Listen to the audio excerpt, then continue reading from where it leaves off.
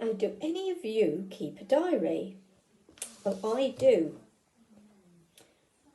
I like to write down all the things that have happened during the day, what I've done, or who I've seen. Sometimes it's fun to look at an old diary and read about what I was doing 5 years or even 10 years ago.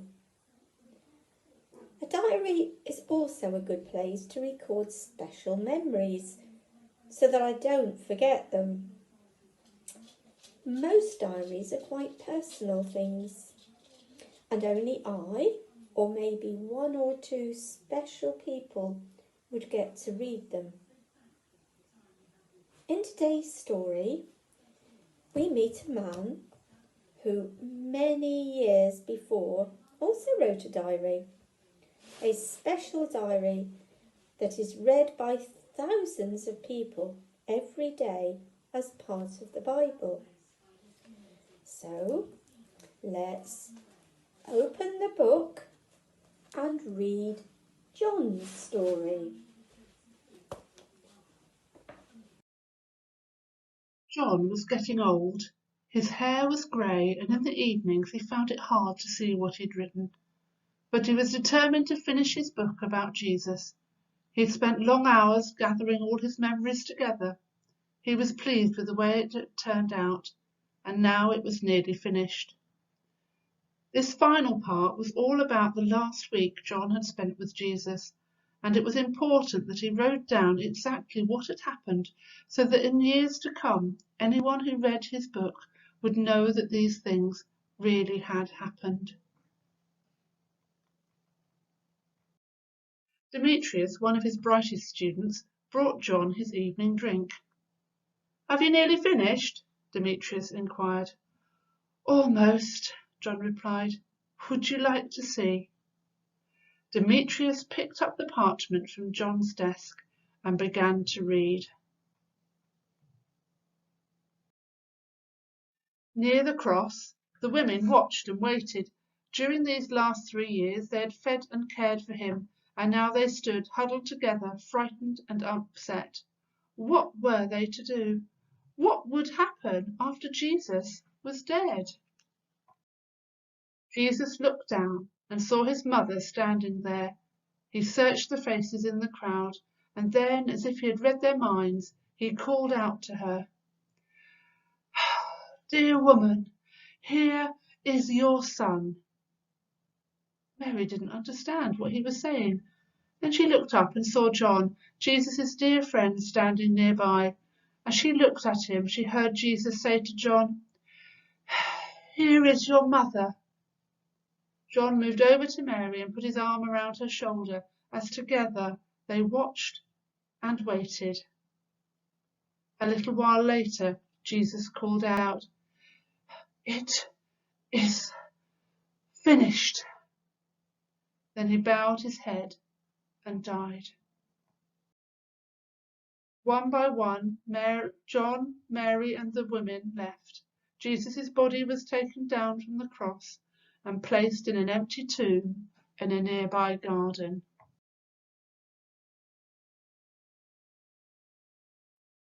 Two days later, John was sitting quietly with his friend Peter when the women came running up. "The tomb is empty," panted Mary Magdalene. "They've taken him away," cried the women, "and we don't know where they've put him."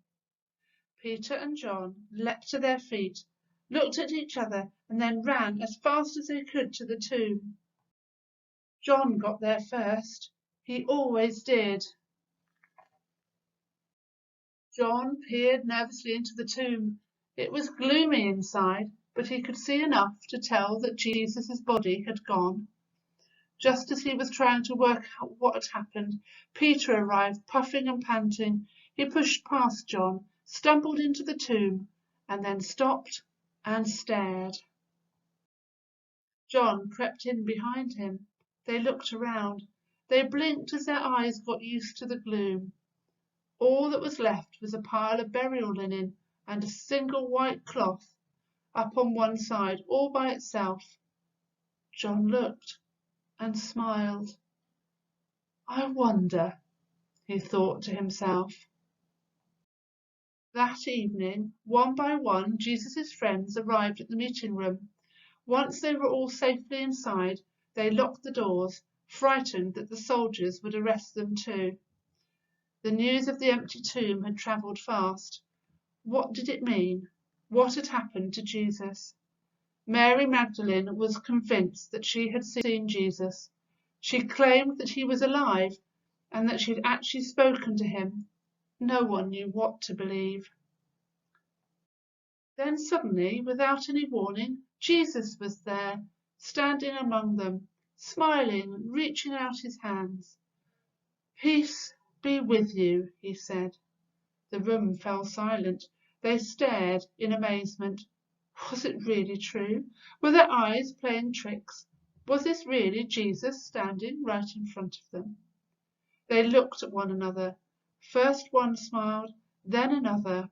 Then they burst out laughing and cheering and jumping up and down. They were overjoyed when they saw the Lord. "Is that how it really happened?" asked Demetrius. John nodded. "And Mary, Jesus' mother, stayed with you after that?" John nodded again and smiled as he remembered the smell of Mary's cooking and the taste of her matzah bread. "And the tomb really was empty?" Again John nodded. "And you really did see him in the meeting room?" "So many questions," John replied. "Yes, yes, yes, all these things really did happen, just as I've written." "What an amazing story!" exclaimed Demetrius, and John smiled, happy that the amazing story of Jesus and his friends would be read for many years to come. Now, John wrote down all the things that happened when he was with Jesus. It's one of the most important books in the Bible. He wanted to share his memories with people like you and me.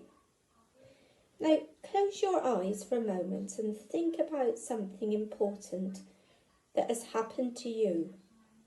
Something that you want to share with your friends.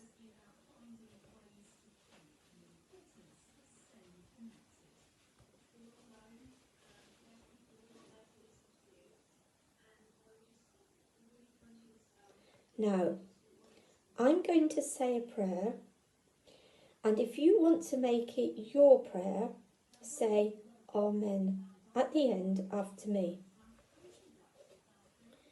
Dear God, thank you that John wrote down all the things that he could remember about his time with Jesus. Thank you that we can still read them today. Amen.